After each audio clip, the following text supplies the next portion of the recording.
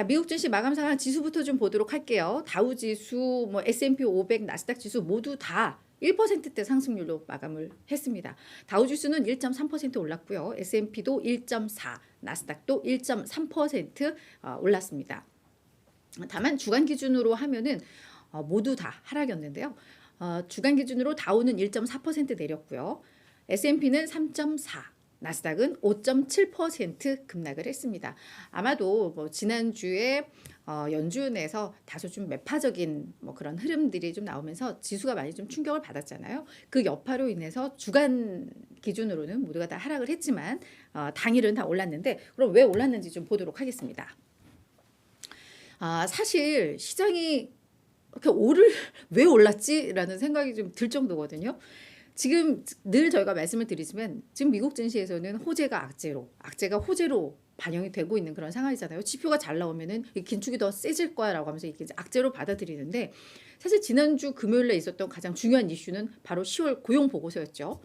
내용이 되게 좋았거든요. 고용 지표가 매우 강하게 나왔습니다만 그 가운데, 그러니까 이제 이게 악재가 된 건데, 그 가운데서도 그냥 시장 참여자들은 호재 찾느냐고 되게 좀 노력을 했던 뭐 이런 분위기였는데요.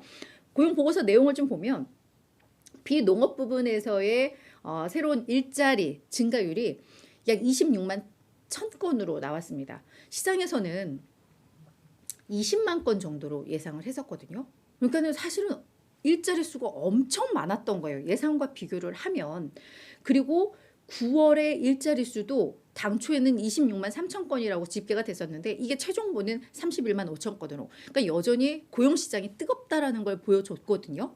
그럼에도 불구하고 일단은 뭐 전월보다는 그래도 좀 낮아졌잖아. 지금 작년 일자리 증가수 평균이 56만 건이었고 올해도 한 40만 건이니까 그래도 이제 이 평균 낮추고 있는 거잖아. 뭐 이런 점을 또 긍정적인 요인으로 좀 파악을 한 것 같고, 무엇보다 이 실업률에서 좀 시장에서는 안도감을 가졌던 것 같습니다. 실업률이 3.7%로 나왔는데요. 이게 예상이 3.6%, 그리고 전월이 3.5였거든요. 그러니까는 실업률이 이제 소폭 올라간 거죠. 그러니까 이제는 이런 긴축의 효과들이 좀 나오는 거 아니야? 뭐 이런 기대감들이 나왔던 건데, 그 옆에 있는 게 실업률 차트거든요. 보시면 아시겠지만 지금 거의 역사적 저점 수준입니다.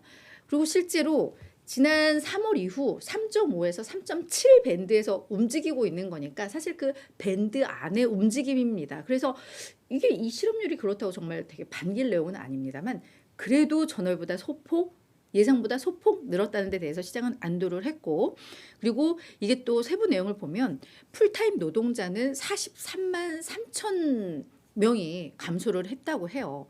근데 파트타임 노동자가 이제 16만 4천 개가 늘어난 거니까 뭔가 고용시장 일자리에서도 뭔가 이 균형이 이제 조금씩 깨지고 있는 거 아니야? 뭐 이런 기대감을 갖게 했던 것 같습니다. 자, 시간당 평균 임금도 4.7% 상승을 했습니다. 뭐 예상에 부합하는 수준이었는데요. 전월 5%였으니까 이 5% 이하로 평균 임금이 떨어진 게 올 들어 처음이거든요. 이제 그런 면에 있어서 시장에서는 고용 지표 그래 좋은 거는 인정. 하지만 조금씩은 약화가 되고 있어. 그러면 긴축도 속도 조절이 들어갈 거야라고 해석을 한 것 같습니다. 자, 근데 이제 좀 결론을 볼게요.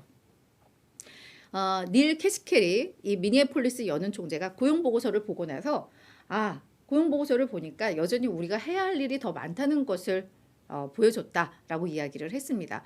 그러니까 고용 보고서가 너무 좋다는 거고, 연준에서 봤을 때는 뭐 시장에서는 이걸 호재로 인식했지만 여전히 갈 길이 멀어라고 판단을 한 그런 보고서 내용이라고 보시면 될 것 같은데요.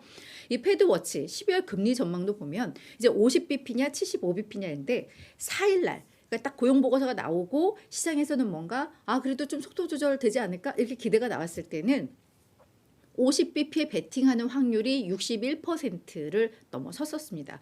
그런데 뭐 이런 연준 인사들의 발언 나오고 뭐 면밀히 따져보니까 여전히 일자리는 좋아 뭐 이런 인식이 확산이 되면서 결국 어제는 이게 다시 52대 48로 다시 원상복귀가 되더라라고 또 해석을 해볼 수가 있을 것 같고요.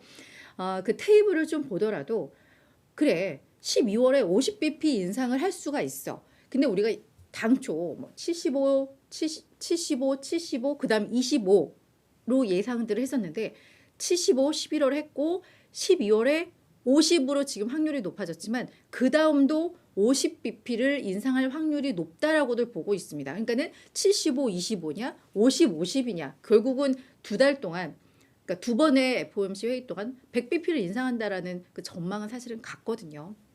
그런 면에 있어서 이 고용 보고서 좋았던 것을 시장에서는 알지만 금요일 날은 그래도 상승하고 싶었던 뭐 그런 하나의 그냥 명분 찾기가 아니었나 좀 볼 수가 있겠고요. 또 이 상승의 배경으로는 중국의 제로 코로나 정책의 완화 기대감이 금요일 증시에서는 작용을 했습니다.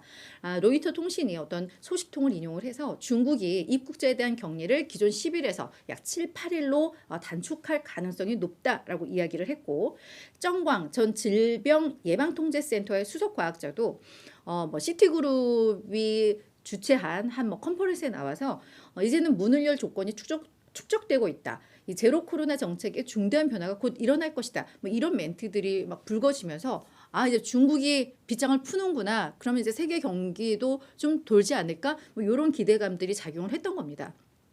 하지만 중국의 보건당국이 토요일 날 공식 브리핑에서 이거를 공식적으로 부인을 했습니다.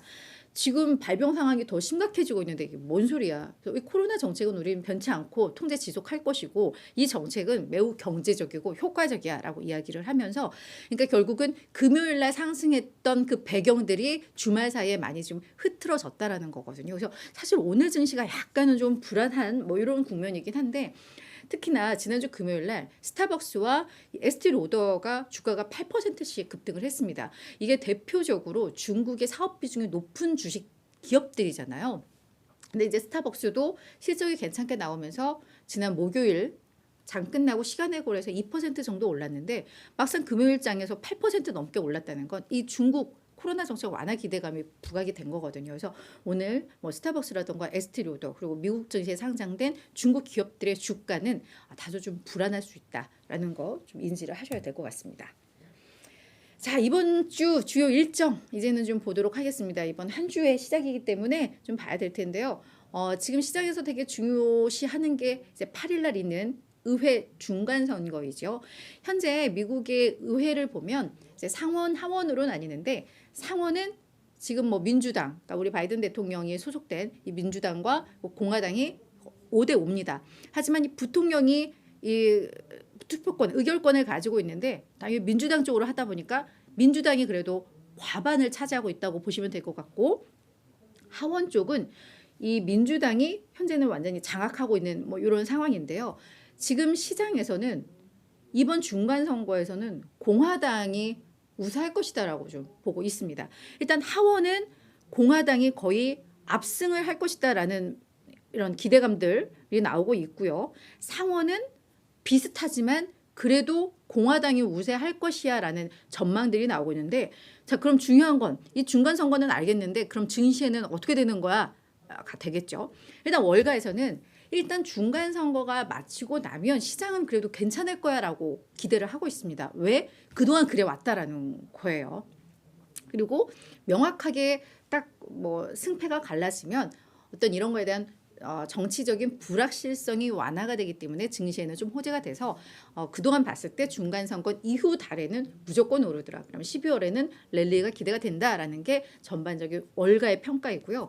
그러면 이제 선거 결과에 따라서 뭐 업종별로는 어떻게 되는 거야? 라고 보시면 될 텐데, 지금 민주당에서 가장 밀고 있는 섹터, 뭐 그런 산업이라고 하겠죠. 그게 지금 친환경 관련 기업들이잖아요. 근데 최근 주가가 많이 빠진 게 이번 선거 결과도 어느 정도 좀 예측이 여기에 들어가고 있다라는 겁니다.